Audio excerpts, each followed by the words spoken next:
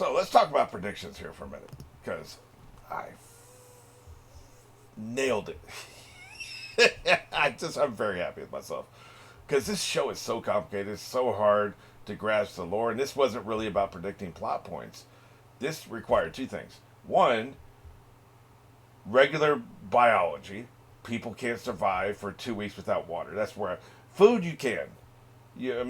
Obviously you're gonna be hungry and you're gonna be weak and you need your strength, and so you'll definitely eat if you can, right? But you die. Matter of fact, let me actually confirm this. How long can you live without water? Because I don't remember. I think it's. I've heard things like 24, not 24. I've heard like 48 hours, 72 hours. It also depends. Are you in the desert? Is it really hot? Are you exerting yourself? Or are you just sitting in a chair? That matters. But let me just look this up. 3 to 4 days. I think that's what I said last time. At first I said 9 days, and that didn't sound right. So I think it was three. Yeah, three. It says here 3 to 4 days, 3 to 4 weeks without food. That's what I thought, right? So you're fine. You were in there for 2 weeks. You didn't need to eat to survive, but you can only survive 3 or 4 days without water. You're in a stomach. I assume there's stomach acid in there, so you got to deal with that somehow.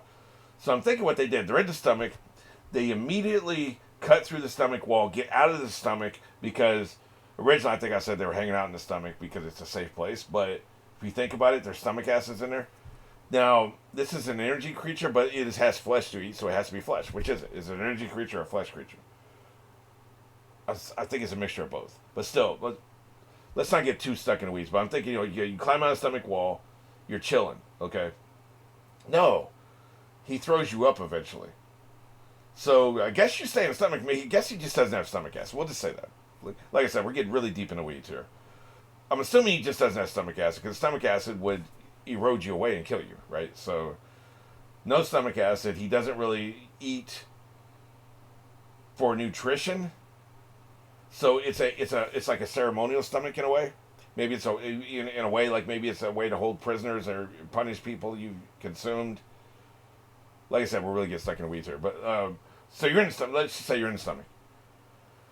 You don't need food to survive, but you need water. After 3 to 4 days, you're dead without water. So you're gonna find an artery, and you're gonna cut open the artery to drink some of the blood to survive, enough to survive.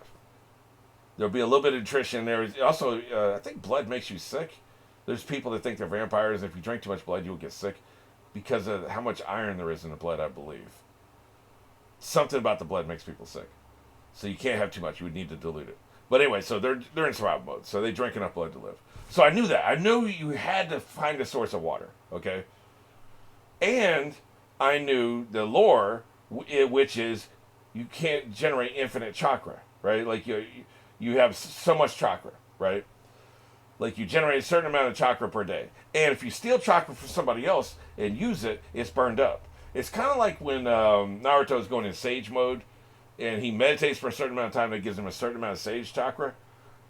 You bring the clone in, absorb the clone, and then you have that much chakra to use, but you only have that much chakra to use. You don't have an infinite supply because you brought him in. So just being inside the fox, absorbing chakra, you would just leave with whatever chakra you absorbed. You would eventually burn it up, and you'd have no more fox chakra. That's just common sense. So I took two common sense things. One, you have to find a source of water, or you're dead, and you live for 2 weeks. So clearly you found a source of water. Two, you can't generate new chakra. That's just not in the lore. There's nowhere where you steal somebody's chakra and you can keep generating their chakra. There's nothing we've seen. I could have missed something. But I took those two things and combined them. Okay. They are breaking the second rule. They're generating new chakra. They're breaking that rule. Maybe that's related to the fact that they would have had to eat and drink while they're inside the body. I combined the two things. Boom, here we are. I made a prediction. Not even really a prediction. It wasn't even a prediction. It was just a guess at what was happening. I guess that's a prediction, but more like most predictions are this person's gonna die. This was just a guess of why they could do what they could do, right? So I feel pretty good about that because it was all analytical. It wasn't shooting in the dark. Every time you meet a new character, they're sus. They're probably the killer. Well, if you say that every time you meet a killer, every time you meet a character, then eventually you're gonna be right. Clever prediction. Good job. So that made me pretty happy, but there's this thing going around, and I encountered this a couple days ago, and it really pissed me off. So let me show you the screenshot here. This is LM Reactions. And you see this all the time, and usually I ignore it because it's just annoying and stupid. Like, nobody is watching stuff that they've already watched and pretending to not have seen it before. Now, new stuff at least. I can see somebody, they watched Game of Thrones before they became a reactor, and now Game of Thrones is huge. If you watch Game of Thrones, you get big numbers. I can see somebody pretending to not have seen Game of Thrones. I've stopped watching people before because I thought that was the case. You know, like I'm speaking of House of Dragon. I mentioned this in one of my House of Dragon reactions I recorded a couple years ago. I just edited that, so I ran into me saying this again, and it's still true. There's this guy I'm watching, and the first time, as soon as Rob marries somebody he's not supposed to marry, this guy says, "Wow, that's going to come back and haunt him. Wow, that's not good." Who the hell would do that, right? Like, that just seems so... There just wasn't enough evidence. If there's enough evidence, it's fine. In that case, there just wasn't enough evidence, and so I stopped watching. I didn't, like, put in a comment talking about, "Oh, man, you've seen this before." Because I don't know if he's seen it before. All that matters is I think he's seen it before, so I stopped watching. That's all I care about. What I think is what matters. It should be true for everybody, right? If you think somebody's is rewatching something, just don't watch them. You know, it's that simple. But I don't think anybody is doing this for new stuff. House of the Dragon episode 1 of season 2 had just come out 2 days before they posted the reaction. 2 days. And this son bitch is saying, okay, it was like you're one of the only reactors who clocked immediately that Jaehaerys was the target, right? And so somebody replies, "That seems sus. I always doubt their reactions are blind." So your premise is, and I was actually going to record a video just to address this because it's so annoying, but I'm never going to have time. Like, I was going to do it this weekend, and here I am already Sunday. It's already past noon on Sunday, and I only have unencumbered time until this time tomorrow. So, like, I'm winding down on how much time I have. I'll never have time to do this. But I wanted to do a hit piece on this because it was like, it's that annoying. You think they're going to sit down and they're going to watch this episode, and then they're going to watch it again while filming themselves after having just seen it. To what purpose? To make a worse reaction? To get internet prediction clout? Who gives a shit? Nobody in the entire YouTube history gives a shit if you correctly predicted a twist or turn in a show. Nobody cares. In fact, it makes your reactions worse a lot of times. People predict that Cordelia's not dead. There's a certain scene in Buffy where not dead. That's annoying. Like, it makes you like the reactor less. Especially when it's out of the blue like that. So, people are going to get shit right. You know, that's fine. But it's not preferred. I don't want my predictions to be correct. I would rather be wrong because I think it's funny when I'm wrong. But if I think something, I'm going to say it. I'm not going to think it and not say it because I'm afraid I'll be right. And then people will be mad. You can't do that, right? But this is what's so stupid about this. They think because people want to be right, they want to have correct predictions. So they're going to intentionally watch something that just came out. Not something that was out 10 years ago that's popular that you can make money off now. Just came out. It just came out. You think they're going to watch it right before recording so they can get internet prediction clout. They're going to make the reaction worse so that they can correctly predict shit. For what? Do you get more money if you predict shit correctly? Do you? Of course not. Like, it's idiotic. It's asinine. Right? So I can see with that old show like this, like maybe somebody watched it back in the day and now it's popular. You get a lot of views. I don't, but a lot of people get a lot of views for watching this show. So I could see maybe pretending you hadn't seen Naruto before. But the new show, that really pissed me off. It's so idiotic. It's so stupid. But anyway, where that relates to all this is I wasn't excited because you get internet prediction points or you get internet prediction clout and people send you flowers and you earn extra money if you get something correct. I was actually happy last episode. It made me really happy. I'm still happy. I only recorded that a few minutes ago. I'm still buzzing off that.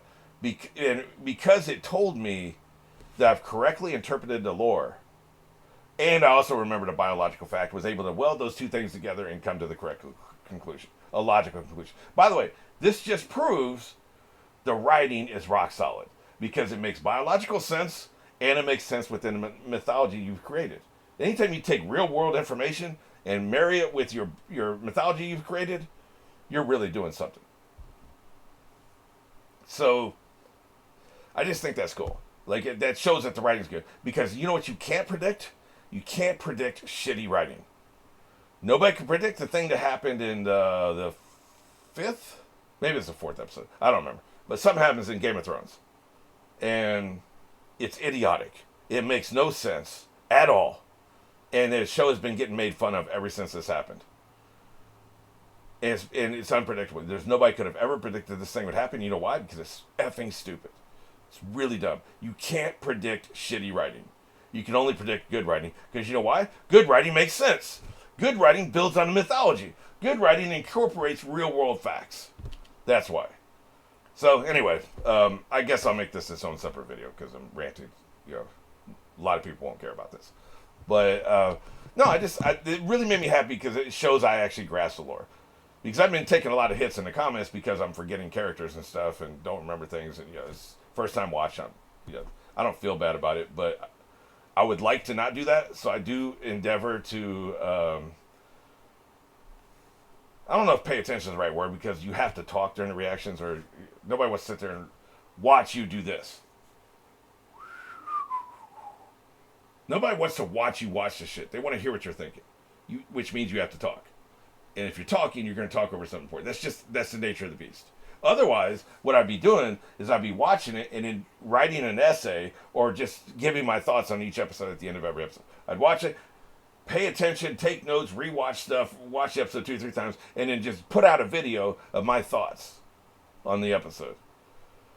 And nobody wants that. Those things don't really, I guess there are review channels who review like, you know, here's the House of the Dragon, this episode, here's what happened, right? There's people, I guess there are people who do that.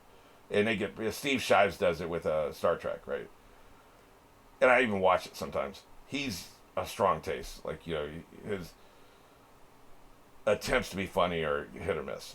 So, but he does very well. He's done very well. He's been on YouTube for a really long time, and that's his living and all that stuff. So he does really well.